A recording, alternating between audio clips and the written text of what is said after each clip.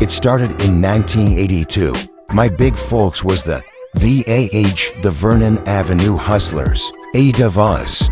No big money, no music hustle, just the streets and a name to claim.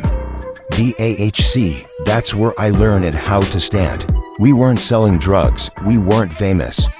We were broke kids who knew the blocks, the corners, and each other. I came up with the AHC, Vernon Avenue Hustler Crips. That was the beginning.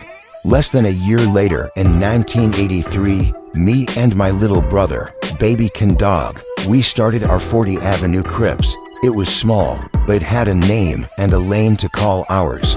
The Crips started in LA back in the late 60s and 70s, as sets trying to protect their neighborhoods. Then things changed and different sets grew up across the city.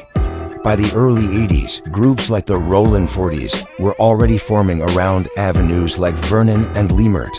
Over time, smaller cliques, hustler sets, and avenue crews merged or aligned, some merged into what became the Rollin' 40s neighborhood Crips. Those alliances changed turf lines, loyalties, and how people saw the streets. Some VA crews later became part of Rollin' 40s sets.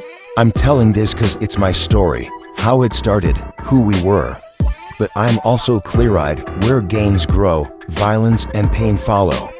Law enforcement and prosecutors later targeted big sets. There were major indictments against the Rollin' 40s in the 2000s that changed a lot of lives. Law enforcement actions against Rollin' 40s, federal indictments in 2009. I remember the names, the nights, the hunger. VAHC, then our 40 Avenue. Those were survival moves and identity moves. You don't forget your roots, but you learn what it costs. This is my history, not to boast, but to remember who we were before the Rollin' name took on a life of its own. Soft, if you want the whole story, the names, times, and who stood where, I'll lay it out. But this is where it began, 1982, the 1983, our 40 Avenue. That's the first chapter. Vernon Avenue Hustler Crips, the beginning.